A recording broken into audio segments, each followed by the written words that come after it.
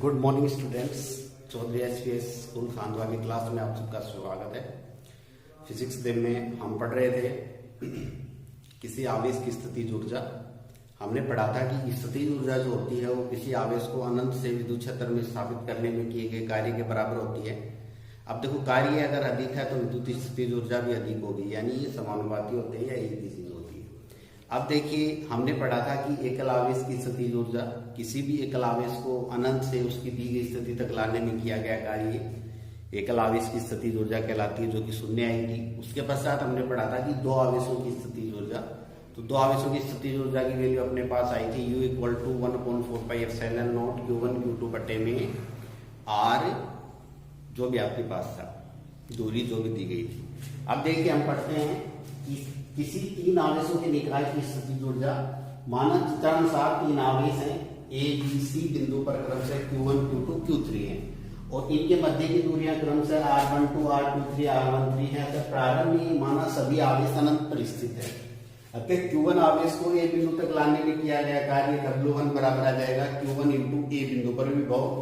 अब A बिंदु पर कोई आवेश नहीं है, क्योंकि प्रारंभ में हमने तीनों आवेशों को कहां पे माना है, अनंत पे माना है। तो A बिंदु पर कोई भी आवेश नहीं होने के कारण से यहाँ पे W1 = क्या हो जाएगा, 0, यानी W1 = आ जाएगा Q1 × में A × बिंदु पर विभव।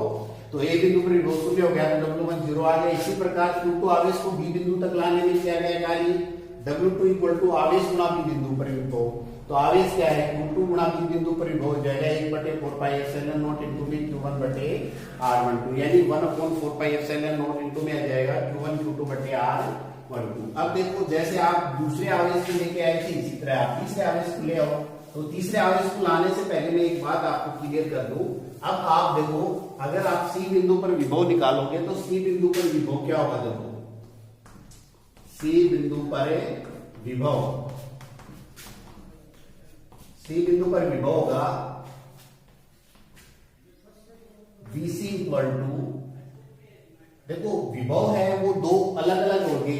जैसे B बिंदु पर Q2 आ गया, नहीं पर Q1 आ गया, तो ये तो हो जाएगा 1/4πε0 × में Q1 बटे में R12, क्योंकि Q1 से इसकी दूरी जो है वो R13 है, और प्लस 1/4πε0 × में Q2 बटे R23, क्योंकि Q2 से इसकी दूरी कितनी है, R23। अब Q3 आवेश को अनंत से C बिंदु तक स्थापित करने में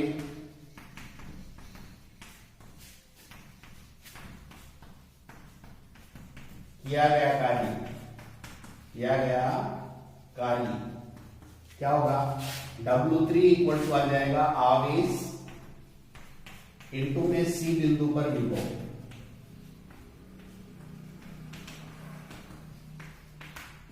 तो W3 = आ जाएगा आवेश आ जाएगा Q3 और C बिंदु पर विभव क्या आ जाएगा 1/4πε0 कॉमन आ गया, तो Q1 बटे R13 और प्लस Q2 बटे R23। ठीक है। अब देखो, गुणा करोगे तो आ जाएगा 1/4πε0 Q1 Q3 बटे R13 प्लस 1/4πε0 Q2 Q3 बटे R23। ठीक है। अब देखो, आप टोटल वर्क निकालोगे तो कुल कार्य निकालो, W जो है वो कुल क्या आएगा, W1 W2 W3 है, समीकरण 1 2 और 3 से। अतः किया गया कुल कार्य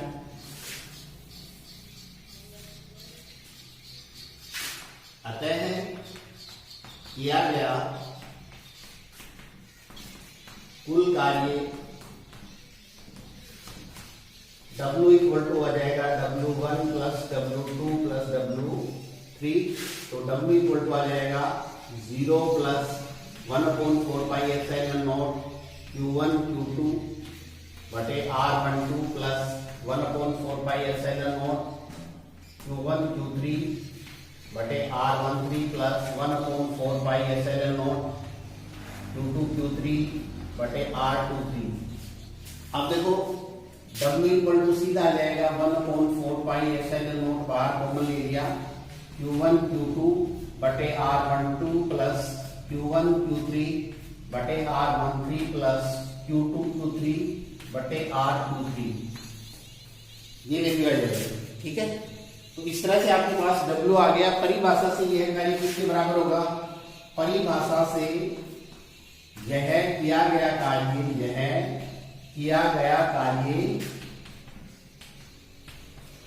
स्थितिज ऊर्जा के बराबर होगा। स्थितिज ऊर्जा ये तुल्य होगा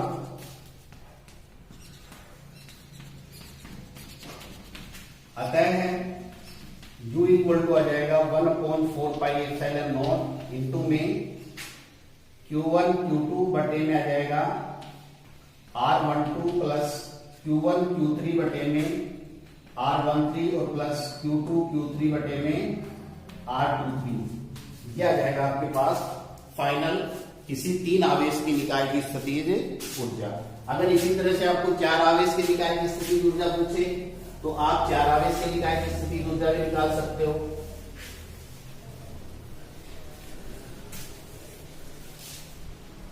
अतः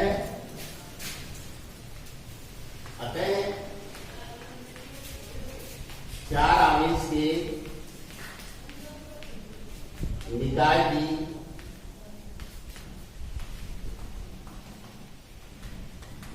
स्थितिज ऊर्जा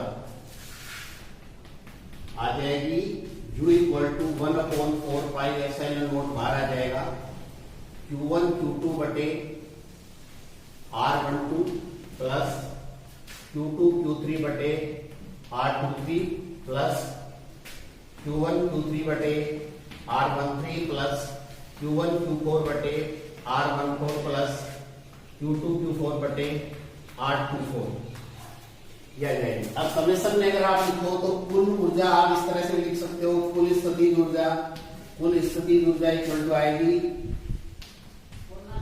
U equal to 1/4 pi epsilon naught summation I बराबर 1 और J बराबर भी 1 और I बराबर N और J बराबर N।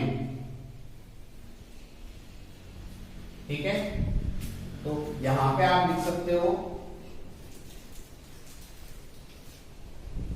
QI QJ बटे RIJ, ये आपका फाइनल आएगा। ऊर्जा का जो लास्ट इक्वेशन है वो आएगा 1/4 पाई एप्सिलॉन नॉट और I इक्वल टू 1 से I इक्वल टू n तक और J इक्वल टू 1 से J इक्वल टू m तक। तो आपके पास टोटल n नंबर्स हो जाएंगे और m नंबर्स हो जाएंगे, तो 2 आपके पास भौतिक राशियां हैं, तो दोनों के लिए आप इस तरह से फाइनल आंसर निकाल सकते हो। और ये तो स्थिति थी जब आपके पास कोई भी समीकरण दिया गया हो, उस समीकरण के लिए या फिर कोई ऐसी स्थिति दी गई हो जिसमें